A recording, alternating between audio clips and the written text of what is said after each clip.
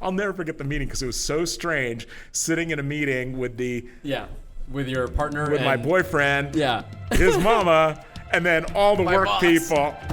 Did they know? Like, So did they know that you're dating I was German? like when I was in the stores, I wasn't out at all. I got busted out one time, but she was a lesbian, so it didn't matter. Hi, Kelly. Welcome to the LifeStory podcast. My name is Noah Chrysler. Each week, I talk to a different person about their own personal journey through life, from their earliest memories to where they're currently at today. We hear about the highs. I used to make like chocolate milk come out of my nose at lunch because that was the only way I thought I could get people to sit with me. The lows. And as we went back to go in, the doors were locked. So I had just broken up with him, and we're standing at the doors. And everything else in between. I biked 5 miles to get laid. Oh, in the rain too. It was raining. I forgot about that. The goal is to capture people's stories so we can understand their perspectives, learn from their decisions, and discover what it means to live a truly great life.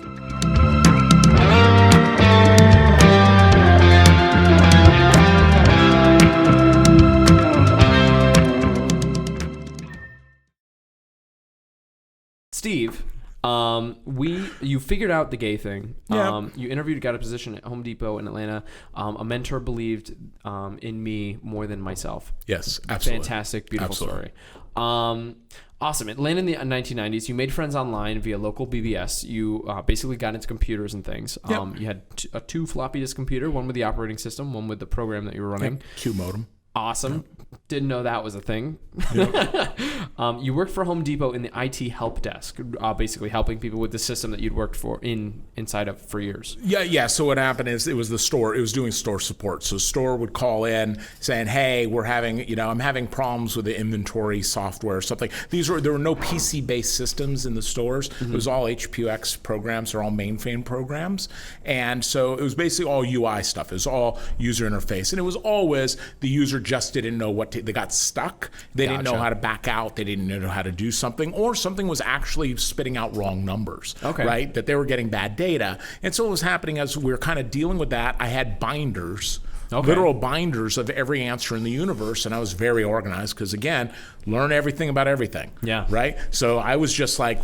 That's impressive, though, that translates to book stuff, because learn everything about everything for me was not book stuff. At the time, it was create a binder, create a thing, and I just kept binders of, That's awesome. They're calling about this department or they're calling about this system. I've seen this. Flip through it. Yep, seen it. And then I would just share that with the rest of the folks. Got promoted real quick in that position. My boss moved someplace else, and I took his job. This says that he yelled at you about saying the word Different boss. My boss's boss yelled at me because I would say constantly. Yeah. And she was kind of dragon lady type A in my face. Because the way we're sitting in the help desk was basically a pit thing. So you had her sitting here, and then everybody is kind of around this, so she could hear in. And I would say constantly. Oh no, on the phone, two clients. Yeah, or just talking to you, I would say. Yeah. And she just laid into me. She's like, "You sound like you don't know what the hell you're talking about." Man. Right? And I'm an insecure kid, so I'm not real confident guy. So it really it felt like I was being yelled at about job performance kind of thing. I took it very, very seriously, but I'm super conscious today about not saying and it was you. I'm positive it was you. I would probably corrected. I was giving you some feedback about but I think I was nicer to you. Yeah. Than I had joined Toastmasters, and I was giving I was giving my introductory hello. It wasn't even a speech. I didn't even prepare anything. It was just stand up and say hi, the icebreaker. Hey, what's up? My name's Noah. I like to go hiking. Yeah. I like long walks. And they were like, "Oh, you said 10 times in that 2-sentence introduction." So I think we did talk about this at some point. Yes, absolutely. So I think that's super uncomfortable, though, when someone gives you pointed advice of hey, this is in the ways in which you are lacking, and you need to be cognizant of them and never do them again. It's very hard to hear it. I think it's really great though, is you can name the people in your life that affected some real change. Because I feel like most of the lessons we learn ourselves because we burn our hands enough times. It's like, damn, I did that stupid thing again. Don't do that again. But for somebody to sit down with you and, and it wasn't the nicest conversation. I felt beat up, but I think she could have said it as nice as possible and I still would have felt beat up because I was just sensitivity level 12 all the time. Yeah. Right. And, but it affected change. And the goal in folks is, your staff is let me affect some change. Let me have you actually think about something and that, and we can be buddies later, and that. And some of the best bosses that I've worked for weren't the best bosses while I was working for them. They were in retrospect because they were hard and they demanded a lot and they really kind of like up here. And at the time you're like, oh, kill me. I don't want to do this. Right. But they made you better. They make you better. And while you're living through it, it's just like, this sucks. I hate this person. I hate this person. You know what? If I could get away with it, I would. But then later on, when you work for a suck boss, you're like, oh man, this person had standards. This person made me better. This person held me to a standard that was higher, and that made me better in every which way. Whereas this one is just like, clearly doesn't give a flying F about anything. And that's kind of, mind-numbing. So for those bosses that I've had in the past who were the hard asses that at the time I couldn't have appreciated, but in retrospect, it's like, oh, those are the ones I learned something on. The bosses that were, ineffectual. Yeah, just kind of pushovers. Yep. That's super interesting. Cool. You had a promotion to a paint project. What's the paint project? Oh, so super, super cool. I changed the world. The team we were on changed the world. So prior, what happened was if you wanted to paint mix at a Home Depot store or any place, you had a book. Yeah. You had to look it up. We worked on a project to take all of those formulas and create a database. Cool. Right? Put them into a computer. Now, in addition, the stores had from one of their paint manufacturers a paint matching system, but it was limited to just that one manufacturer because they were producing it. It was their software. So what happened is if you want to color match, you would use their machine, but you could only have it in their paint. Laser beam type thing? It's actually called a spectrophotometer. A spectrophotometer? Yes, and it measures color. Gotcha. Right. And so it measures color values, and there's a database in the program that then translates those values that it's seeing into a paint formula. So so we started up this project, and it was multi-legged, right? And that one piece of it was to database all of the formulas, right? So to create a piece of software that would be used in the stores, that the users, the store employees would be able to use quickly and easily, and to be able to look up paint formulas. So that was one leg. The next leg was color matching, so that one piece of the software would allow for color matching amongst multiple brands, paint manufacturers, right?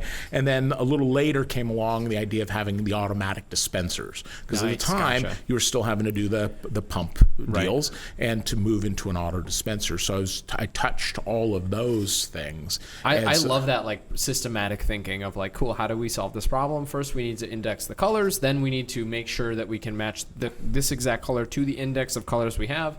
Then later down the road, how do we create the indexed color that we just identified with a system that gets it right every single time? Yep. I think that's very, very interesting. Exactly. It was amazing because what was interesting is none of the paint manufacturers at that point had any of their formulas. All of the formulas were going back through history and were literally, their records were in these books. Wow. There was no computer. There was no computer-based formulas for them to say system. There was no standard. So there was no them saying, oh, no problem, we'll export the data. What format do you want it in? Right. It's almost like weird recipes that grandma wrote down years ago. Correct. You know what? Yeah. Correct. And what would happen is literally, so here's the problem. And like I said earlier, Home Depot, as it grew, this old systems were not tenable. They were not. They were not scalable. They're not scalable. So what would happen was, if you would get every week in the mail, right, new formulas, not whole books, but replace this page, replace that page, replace that page. Yikes. Well, in you can picture this. If you had 5 stores, Right? Not everyone's updating them. Not everyone's getting them. Not of everyone's course. on top Of of it. course. So I what hate that. happens is Oh. you would go between locations and you'd get different formulas. It was a complete And mess. the person that instituted that system should be shot because, like, I mean, I guess It there's was no the other only way way. you can do It was it. the only way There's you no could do other way you can do it. it. It was designed for mom and pops. I love so computers. when it's Noah's when it's Noah's paint store, Right. You know what? They're not going to Steve's paint store asking for the same color from Noah's paint store. They're going back to Noah. But with Home Depot, they were, so they needed a method to do Gotcha, that. to So standardize it So we amongst had a everybody. development team that was in-house that was writing the software to do this.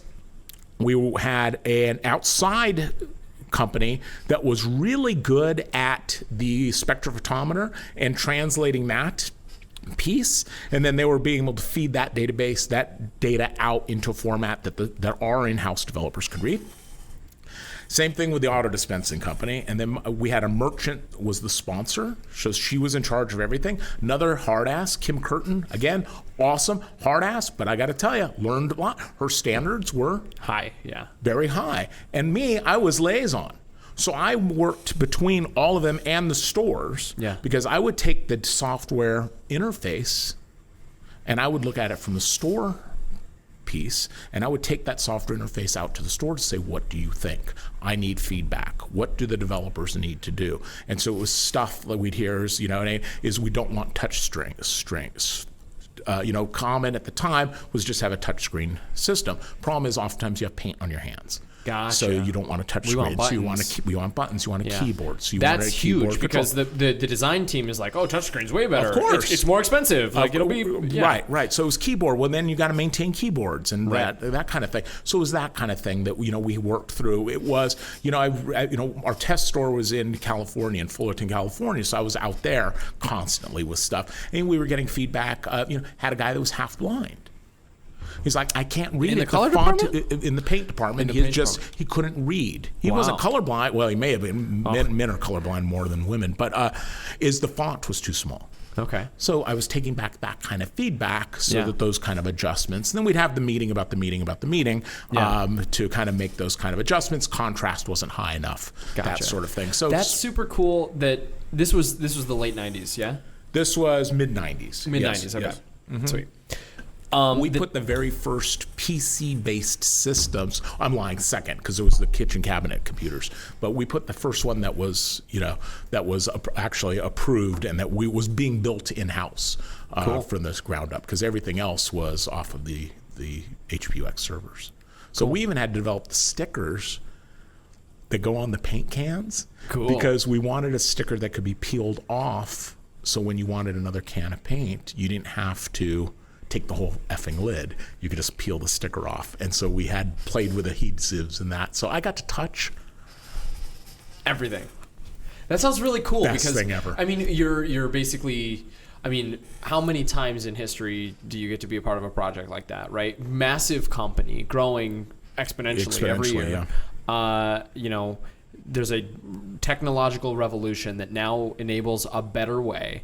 Nobody has devised this better way, and you get to be on the team that devises the better way for this massive company. Yep. I think maybe I feel like there's a very few amount of people in the grand scheme of history that have been in an opportunity like that. So that's To be at a really ground floor of Yeah. this kind of thing. So before the software was ready to roll, we were still supporting the old systems. So so Yeah, you still Y2K had, is the next thing on the list. even before that, Oh, before okay, sorry. this stuff rolled, we were still supporting the old systems. So the old Gotcha. systems were PC based, and if you did any kind of update for the color matching stuff, is you had to send out floppies. So nothing was networked. So I had met my husband, Jimmy. I got mad at my boss one day, and I was like, I needed to. So we had lost one of our coworkers. He went and took another job in Home Depot. She's like, oh, we don't need to backfill. She knows this. She's a friend on Facebook now. So this is not Michelle. Anyways, what do you call it? So she didn't want to backfill a thing. She's like, we're not busy enough. It doesn't matter. I'm like, no, you don't understand. I'm slammed. And she's like, we're not backfilling it. I'm like, okay. So the next day, it was a Thursday. I'll never forget it.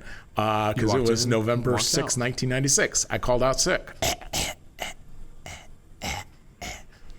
Right? So that was the day I was on. Do you know what IRC is? No. IRC is Internet Relay Chat. So this is Okay. early internet. Almost IM. Very, very, Similar. IM existed on AOL, so Okay, this was actual internet. So this Okay. was open internet. IRC is still around. Okay. Right.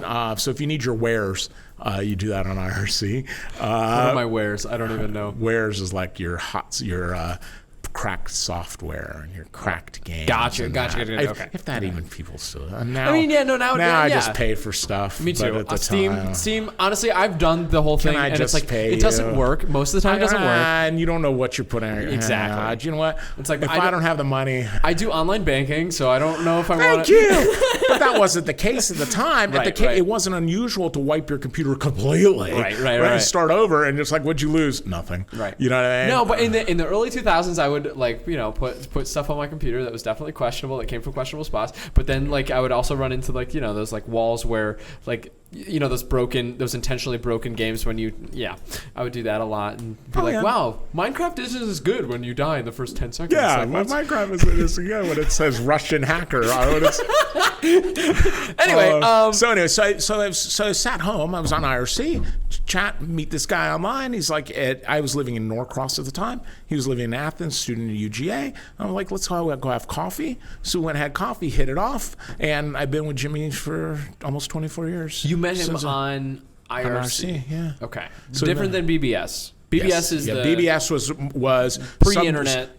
Pre-internet. Like. Some dude with a computer and a bunch of modems coming in. You would dial on that, and like I said, met lots of friends that way. Made real community here in Atlanta without going to the bars. Right. You know what I mean? So IRC's post-internet, more like a direct chat type. Yep, more like a direct chat. Yep, cool. Exactly. Cool. So met him and that. So what's funny is, he ended up leaving UGA, changed majors because he was a music major, and I'm don't ever mean to be an asshole, I promise. But I did one of these. He'll tell the story. This is not what did it, but I still feel like, because I'm like, so what are you going to do with that?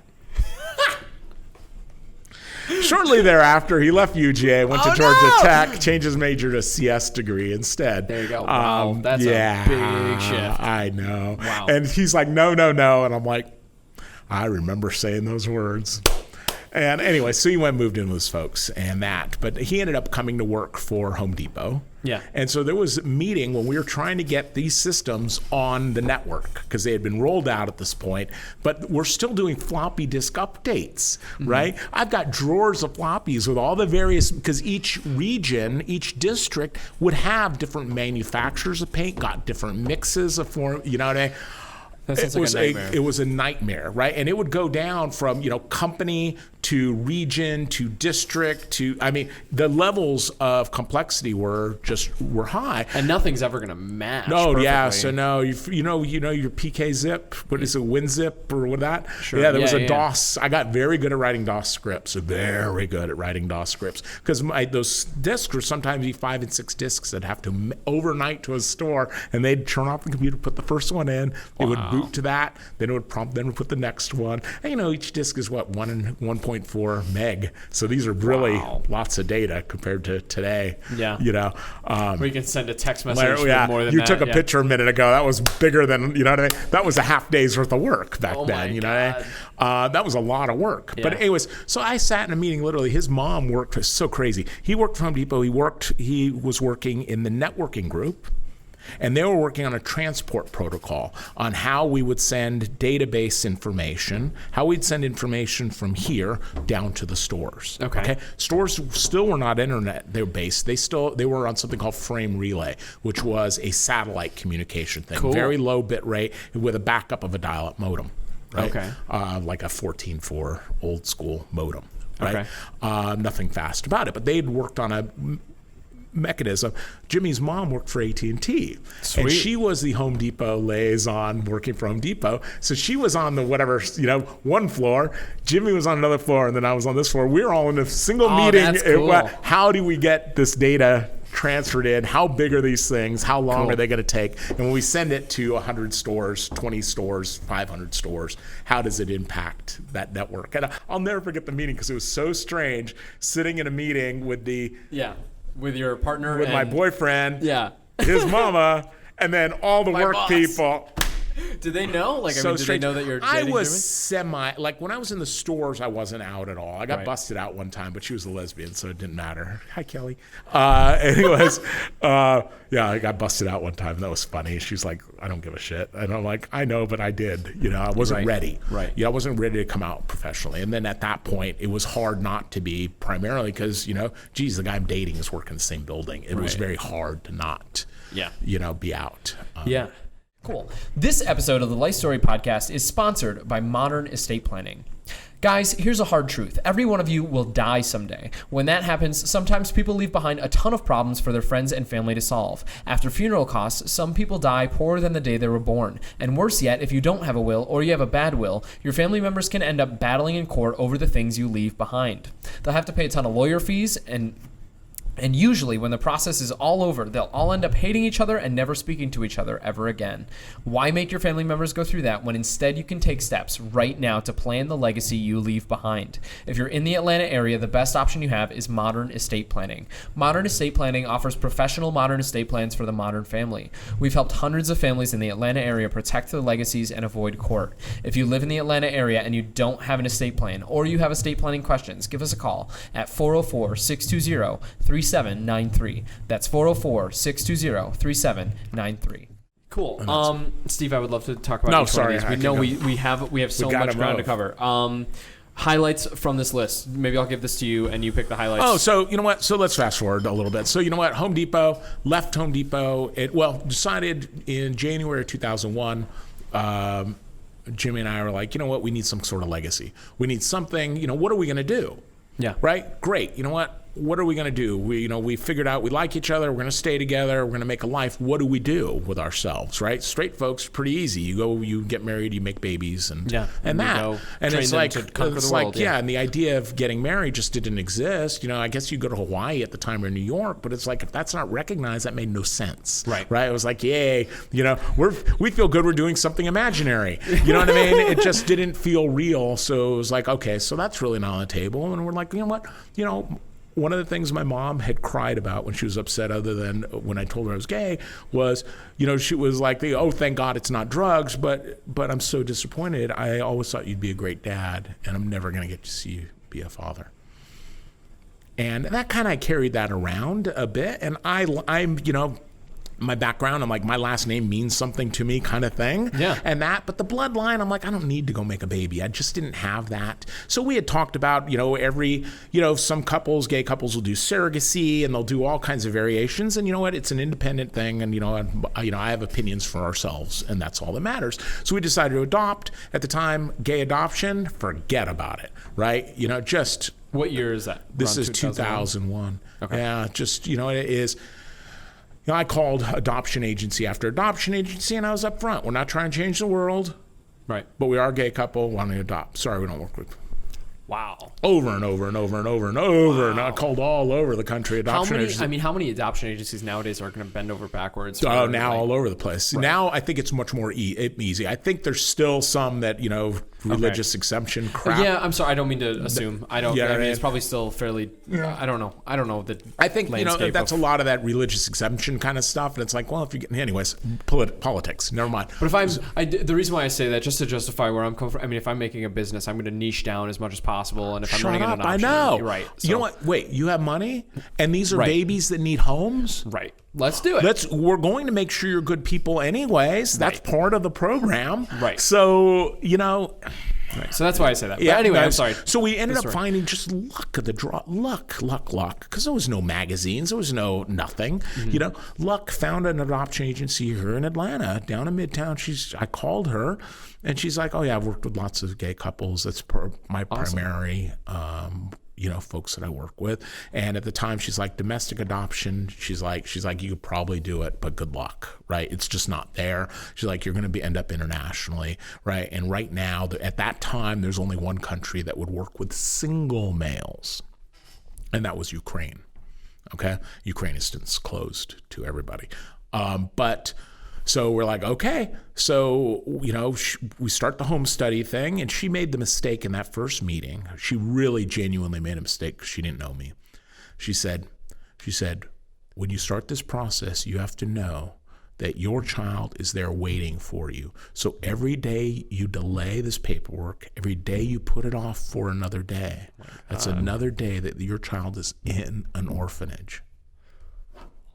Ooh. And Steve was like, so She said this today- process could take a year to 2 years. And you flew to Uganda and you... Ukraine. Okay, sorry, Ukraine. I'm sorry. I've had 3 beers. I am a lightweight. Yeah, I wasn't even close to Uganda, Ukraine, but Ukraine. starts I'm with an a U. idiot. But anyways, so what happened was we had the paperwork done. I was home with our son June 1st of that same year, 6 Wow. months. From the time we decided to do it, which was really Jan 1, had all the meetings, and did the home study, did all of the immigration paperwork, all of that, because I was just pushing. Because she started out with the, okay, do this one page. Yeah. And I'm like, Ooh. You're like, okay. no. And she's like, now do this one. I'm like, nah, give me the stack. She's like, if I give you the stack, you're never going to complete it because it's too much. You're going to get overwhelmed. Yeah. I'm like, give You me don't the understand. stack. Yeah. My kid is waiting for me. I was writing Home Depot DDoS shit for years. No, and that was just it. And you know what happened was you know when you figure out work where you're like, I'm on autopilot at work. Like I could crank out 10 hours worth of work in a couple of hours because I was just, you know what I mean? There wasn't additional stuff. So I was able to work on the adoption stuff constantly, so I cranked it out. I was able to, and then, is working with the I can't state. believe that it's that difficult. I mean, I don't know. I mean, I know that it's difficult, and I've heard stories of how it's difficult, but it's literally mounds of paperwork. It's mounds of paperwork because what happens is there's tons of pieces because there's pieces for the country. They want to know certain pieces of documents. There's pieces for the state. They want to know pieces of information, and there's pieces for the Fed that they want to know pieces. So, for example, in country wants to know that, hey, that you've been vetted. You can support this kid. You're not a child sex creep, monster. You know what I mean? They want to know a bunch of stuff Which is that good, probably. that the child's going to have a better life. The child's not going to end up back in an orphanage someplace else and have a worse life than they'd have in this orphanage. Even that would be hard to imagine, but people are evil sometimes. You know what I mean? The state wants to make sure, hey, you actually have a home. You know what I mean? Right. You have the ability to not end up on the dole at some point and be able to do all of that. And the Fed was mostly for immigration. Because the rule at the time was as soon as that child puts one toe in the United States, they're a citizen. And it's primarily because all of the citizenship paperwork is done up front. Okay? So everything's... So you have to fill that out as well. So everything was done. Yeah. So we did all of that. I was in country the second week of May, and I was there. We landed back here with him. Wow. And I had to adopt him in Ukraine. So we had to go identify him. You go to a central processing center where you identify the kid. Then you have to get permission to go to the place. It was a whole emotionally rigmarole. They bring me the child was supposed to be 2.5. They bring me over a 15-month-old baby, and I'm like, wow. nope. I walked out of the room. I'm like, that's not a 2.5-year-old baby. Yeah. Right. And I'm like, and if I hold that baby, he's coming home. Yeah. So, so they went, they had the birthday off by 12 months. Wow. And so that was, they gave you the wrong kid. Yeah, no, it's the right kid. Oh, just right kid. their Different documents were information. wrong. Yeah. Wow. So we went through, so you stopped this from happening because you knew the paperwork was wrong. Well, they had said that the paperwork all said it was a 2.5-year-old. Yeah. And they bring me a baby, like a 15-month-old. Right. And you knew if I bring I'm this like, person I'm like, home- if I hold this 2.5-year-old baby, I'm going to fall in love. And if that baby's not available, because they messed up paperwork someplace, or I hold this 15-month-old, right? And it's not, and they're like, oops, we brought you, Oh my God. it was going to break my heart. So I was like, no, you guys figured this out. So they took like an hour to figure it out. Turns out the paperwork was wrong. This was the right baby. So that was our son. Oh, that's great. So, held him. He was, Ukrainian orphanage. So it was what you picture as an Eastern European orphanage at that time, kind of thing. I don't know what to picture. What is the right thing to picture? I'm thinking like scary Russian men vodka and like... Scary Russian women. Okay. Lots and lots and lots and lots of children, like heartbreaking number of children. You know what pram is? Big carriage. Right, No. Perambulator. Okay. Right? They're big black carriages. You've seen them. Rosemary's Baby, that carriage in the front. Oh man. I'm Anyways, sorry. whatever. whatever. They're big strollers. They're big strollers for Okay, little yeah. babies. Gotcha. But like 6 babies lined up side by side. Yeah. Head to foot. Madeline, right? Paris. I go Rosemary's Baby. You go Madeline. It's perfect. Okay. I don't know Rosemary's Baby. Oh, scary movie. Anyways, Gotcha, okay. your baby's the devil. So yeah, just tons and tons of kids. So we were approved for 2 kids. So I asked, I'm like, are there any of these other children that are ready? Because the rule was the child had to be in the system for 15 months, first 15 months to be available for adoption in Ukraine first, before they'd be in none of the other kids. So, we went through the whole process there, met the judge, got all of that, had my sister with me. Do these people speak English? No, we had a translator with us. Our attorney spoke Russian only. Russian, Ukrainian. Everybody was Russian, Ukrainian. We had a translator who was with us most of the time. We stayed in an apartment in a flat there in a neighborhood. So I got to see how people lived. It was a trip. I got to do the coolest thing I've ever done in my life there. What? Aside from adopt my son. Yeah. Have you ever played the game Red Alert? No. Red Alert is a video game. Yeah. In fact, they just re-released it remastered. Cool. Okay? And it's resource building. So Okay, it's sort yeah. of, have you Love ever it. played Warcraft? Absolutely Not the Warcraft multi, but absolutely love anyways, resource it's building that. games. But Yeah. at the time, you could play Russia. You could play the Russians or the Americans. Ooh. So I went to I was at an internet cafe every day to send updates home about what happened today, where we are in the process. I've never been to an internet cafe, and the idea of an internet cafe sounds great to me. Close your eyes, is exactly what you picture. Bunch of computers, bunch of people smoking. It's not, it's not pretty. So anyways, I walk in, this Russian, Ukrainian kid's playing Red Alert. Cool. I'm like, shut up.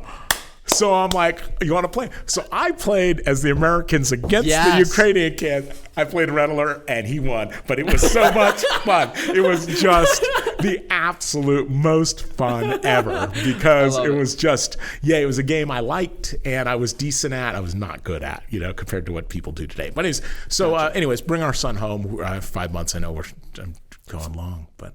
Fast forward. Highlights of that situation. So he came home. Today. I left Home Depot right after, spent 1.5 years home with him.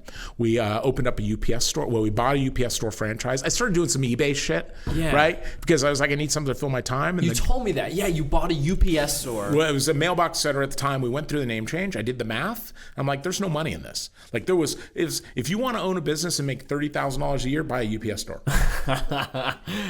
Yeah. Like it was the most insane thing. Where did the money come from? Remember that Home Depot stock we talked about earlier? Yeah.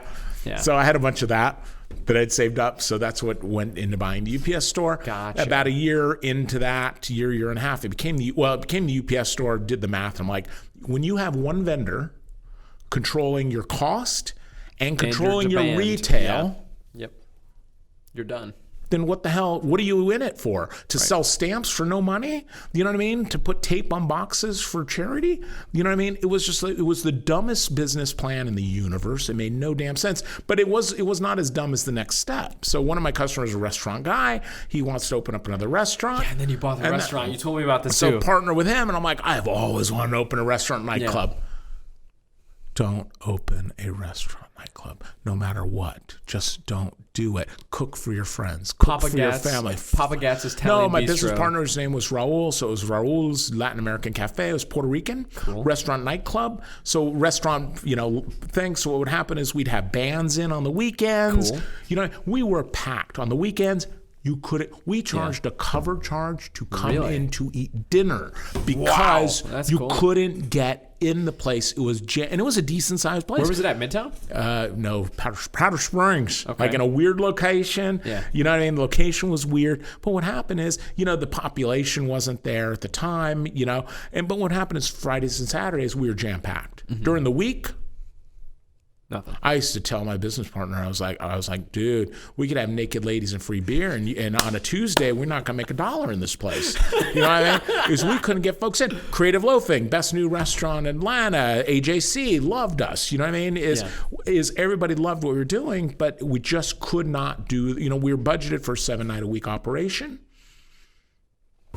And we were trying to do it on 2 nights a week. And the other thing is what I was passionate about, my weakness, all me, really all me, is I loved the opening process. It was the getting into business, getting everything situated, all of that. Once it came to the first day of service, I cried. Right. I went to the office and cried because I'm like, I don't want to work in a restaurant. Like, what did I just do to myself? I don't want to be in this situation. Like, I have no desire to work in a restaurant or bar, right? But opening it was The best. Yeah. was the best. Creative, energetic, fun, and that. But working in a restaurant, you're working with a bunch of people that are, you know what I mean? That I felt like every day they came to work, they hadn't been there the day before. Yep. You know what I mean? Like you're retraining again. I'm not degrading people. It was just, it was what it was. And, it was just, for me, it wasn't I thought it would be my passion.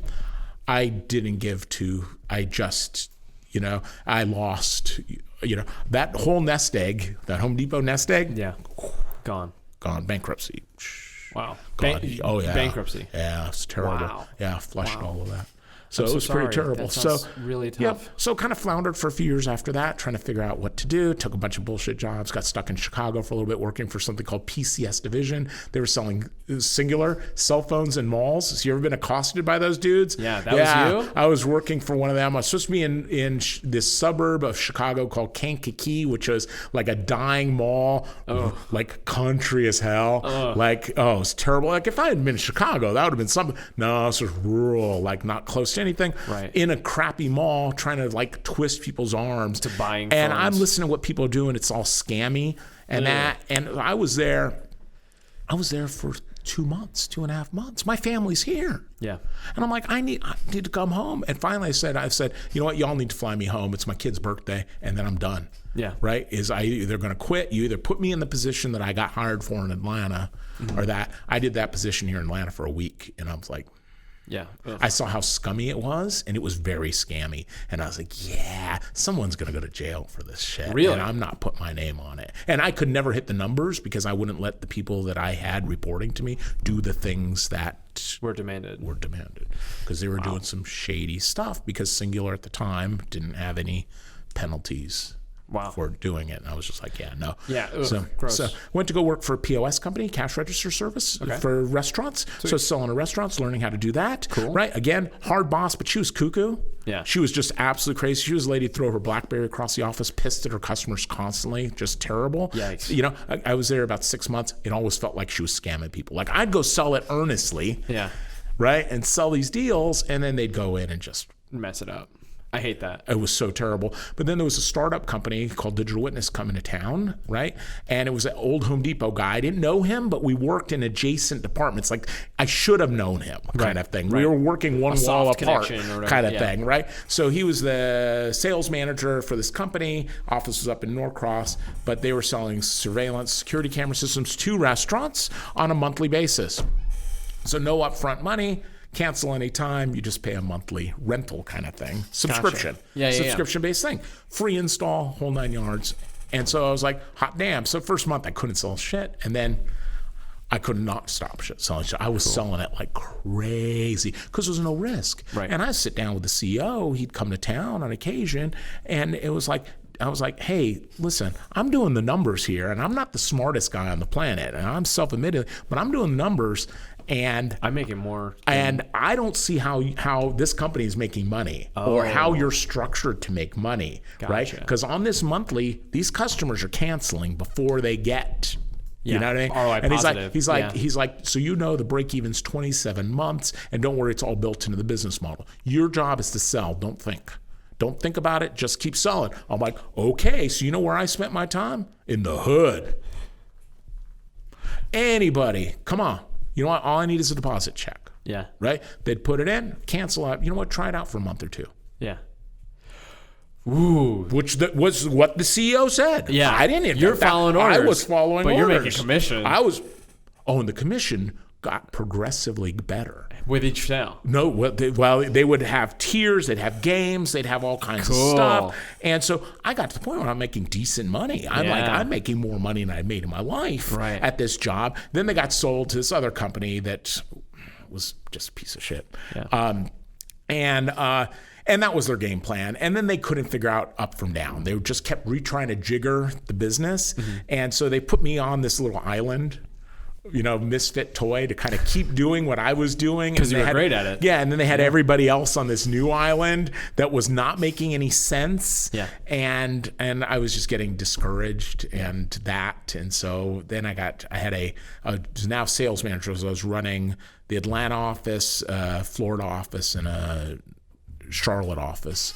And so I had all these salespeople, and they're like, they'd pulled us into Dallas, the different sales managers, regional sales guys, pulled us in, and they're like, hey, if you hit some sales numbers, a $50,000 bonus, $30,000 bonus in it for you. What? You got to hit in 3 months. I'm like, we're going to do it. So we So did I it. didn't sleep for 3 months. We did it. Wow. We hit the number. So That's I went amazing. to put my hand out. Oh, and that didn't. No, really? You didn't hit the numbers. I'm like, it was all in Salesforce. Got all numbers. You're one deal off. I'm like, that deal that you guys rescheduled the install on 6 separate times, the customer's ready. Oh my God. So what They're do you like, do? sorry. So they paid me out $1,000. Holy And shit. you know where your loyalty goes when that kind of thing happens? Oh my God. I would try to firebomb the company from the inside. So what I started doing was I did something very unethical, and you know what is admittedly unethical. Is I Okay. started creating a company to sell surveillance. I don't think that's right? unethical at all. That's amazing. I started doing that on the side, Hell yeah. and I hadn't sold anything. I hadn't done anything. I was just getting shit together to do it. So when I left, I made the mistake of telling, it was a Christmas party kind of thing, told a coworker, never talk business when you've had drinks. Just don't. Don't. Rule 1. My old business partner from 1,000,000 years ago had told me this, and I have to relearn lessons. I didn't relearn that lesson. Made the mistake. I said to the coworker. The next day, you it was said all you over the outed office. yourself. You said, hey, Next day, it's all over the office. shit. Steve's making his own company. Yeah. It's really cool. Yeah. He's selling at a discount to all of our buyers. And I wasn't even trying to chase their customers. That was it. I'm Yeah. like, there's enough stuff out, and I Right. got this down on how to knock on doors.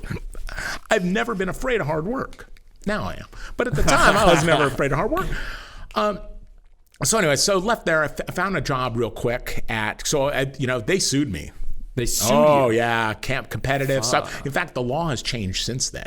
If the law, the way it is now, Yeah. was in case then, You would have been okay? oh, no. Oh, you would I have would been have in got bed. spanked very hard. Yikes. So, but at the time, the non-compete was enforceable, but not the way it is today. Wow.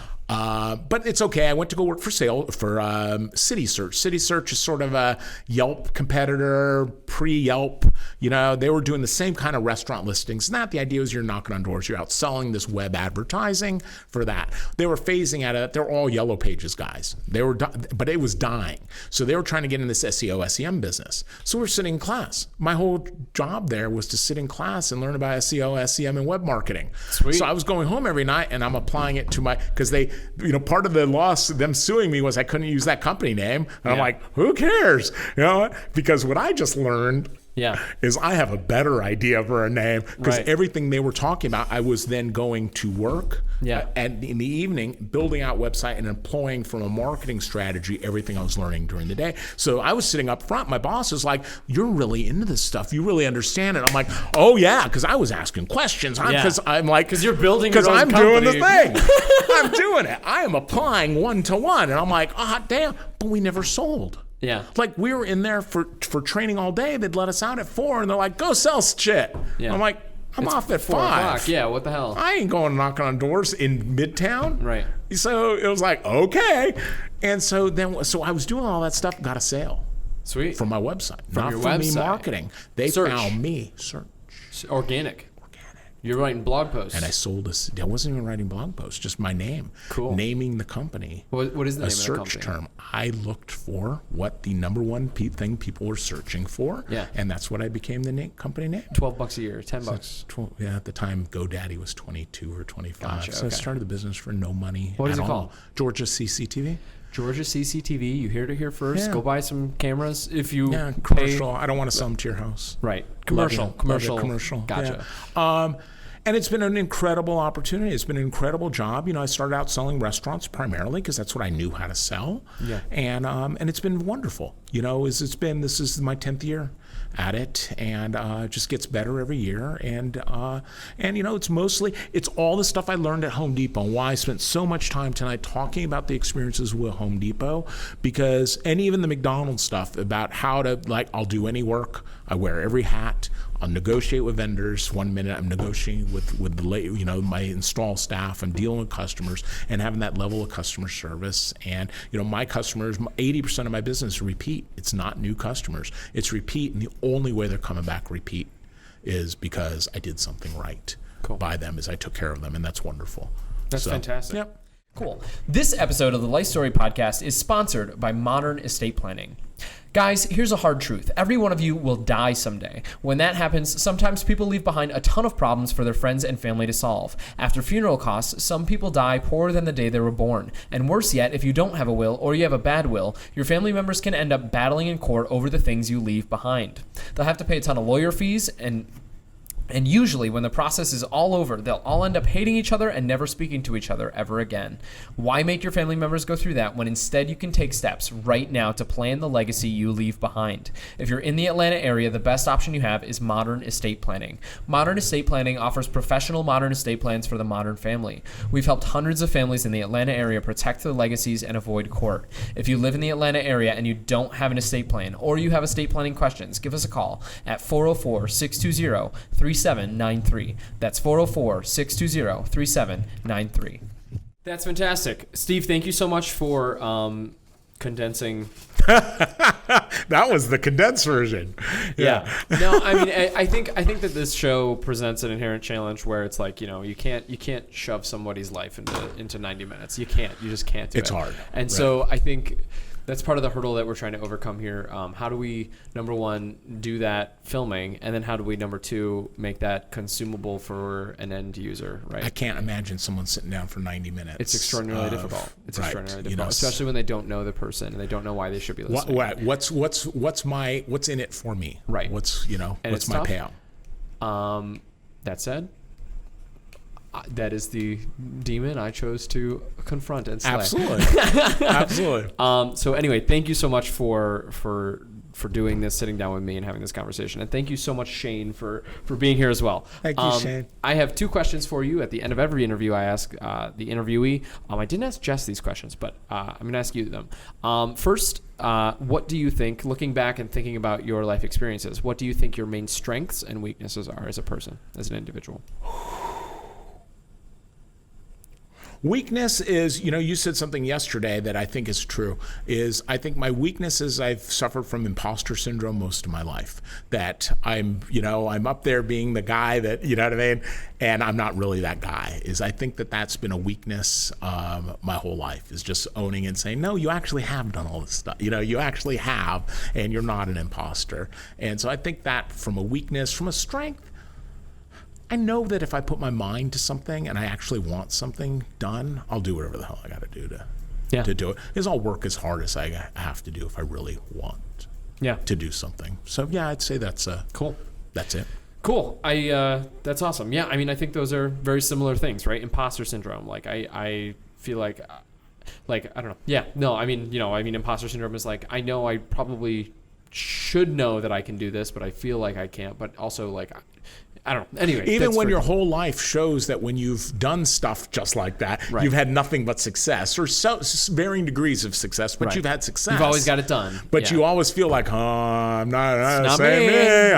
I really tricked him this time. I got lucky. Yeah. Missed the bullet. When it's like, no, it's actually your perseverance. It's actually you. These hard skills that you had when you built a paint thing that didn't exist for Home Depot. Well, and I didn't build it. I was just I was doing what I still do, which is talk to and communicate and work with folks to make sure that things happen. And that was a skill that I employ every day. And the mentors that I had, and as I talk to young people, yourself is a great example of somebody that when I take mentor tone, it's like, I've been so thankful for the people that believed in me and they gave me opportunities that were above my station or above my education or above those things, and said, hey, stop saying or stop doing this. And even those things are hard at the time, but having those mentors in my life that led me down different paths and led me to kind of where I am now is huge. I've got nothing. So whenever I can pay that back, even in a tiny little bit, I'm like, I try to, because I think it's so damn valuable. No, and I genuinely appreciate it. I mean, I don't know. You've played a huge role in my life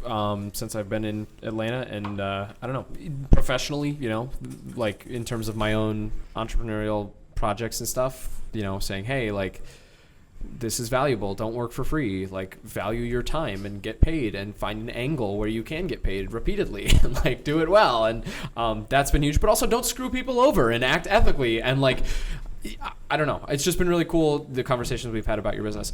The second question, in line with this, if you had a piece of advice to give me and my audience, what would that be? Oh man, I don't know. I have no advice.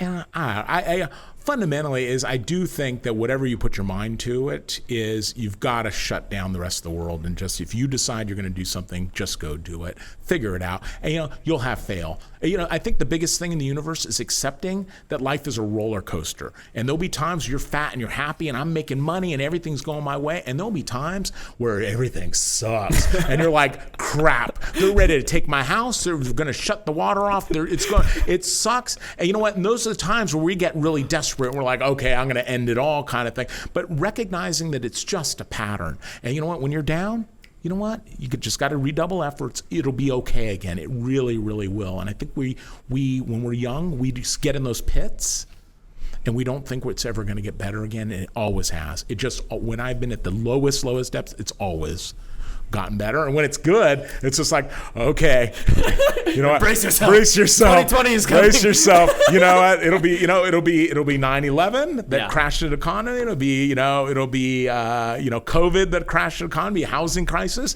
and through no fault, it will impact you. And when it does, to be able to hold on, keep focused, keep doing the right thing, and we'll have success and you'll have fails, and that's life.